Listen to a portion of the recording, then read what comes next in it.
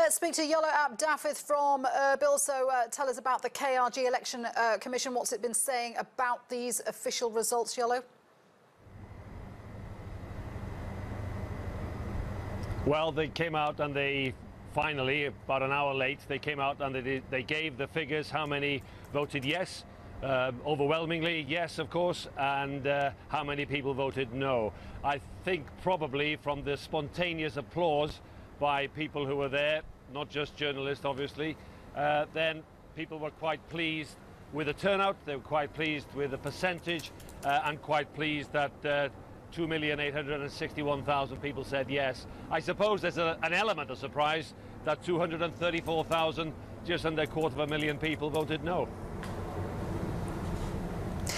But Baghdad has said there aren't going to be any talks on secession. Tell us more about its reaction. It's rejecting these results. Yeah, well, that's where this gets difficult, because Barzani a few days ago was hopeful of obviously a resounding vote saying yes to show the will of the Kurdish people and others who would have supported what the KRG's referendum has stood for, and they were going to, hopefully, they were going to use that as a bargaining tool with the central government in Baghdad.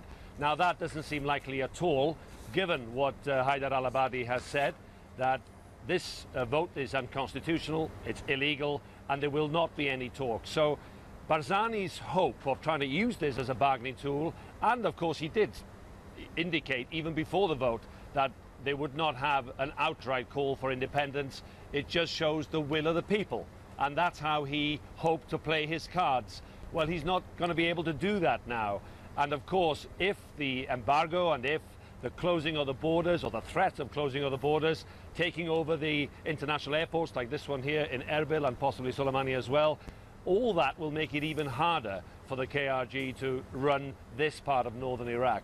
And Haider al-Abadi is saying that he's hopeful that there can be some kind of resolution, but it seems it'll be difficult for even the Iraqi government to expect the Kurds now to say, okay, the vote on Monday doesn't mean anything, despite these overwhelming numbers, we're taking it all back and it doesn't stand. Now that also seems quite unlikely. So what is the situation in Erbil, where you are right now? What is the mood there? We know that some flights have been suspended, and Baghdad is demanding that they take over the airports. They're also demanding that foreign consuls are closed. So what is it like there in Erbil right now? I get a sense from talking to some people that the international people are gauging hour by hour whether they need to pull out their staff, consul staff, international NGOs, journalists. People are wondering, should we pull out before 3 o'clock local time on Friday? That's the deadline that's been set by the central government in Baghdad. Now, al-Abadi has taken a step back in terms of the disputed areas, especially Kirkuk, in terms of the threat of having militias and soldiers ready, because he stated quite plainly before today, but again today, he stated that he does not want to see any conflict. He does not want to see what he sees as Iraqi citizens, whether they are in the Kurdish regional area or not. He does not want to see another conflict starting because of this vote.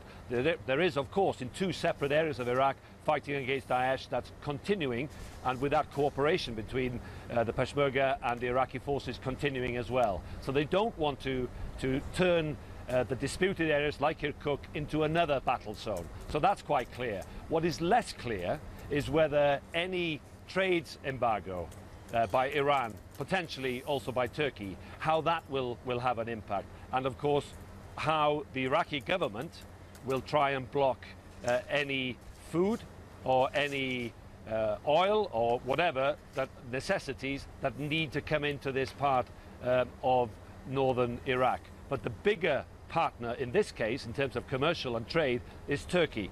And we had earlier today, we had the trade minister in Turkey saying, well, yes, things are difficult politically, but if we close the border, it will cost jobs in Turkey, and he's not supportive of that. So it's not quite clear, really, how the impact of Friday, once this deadline starts, 3 o'clock local time Friday, it is not clear yet how that will have an impact on the KRG government and the rest of the country. Iolo, thank you. Iolo Dafydd in Erbil there.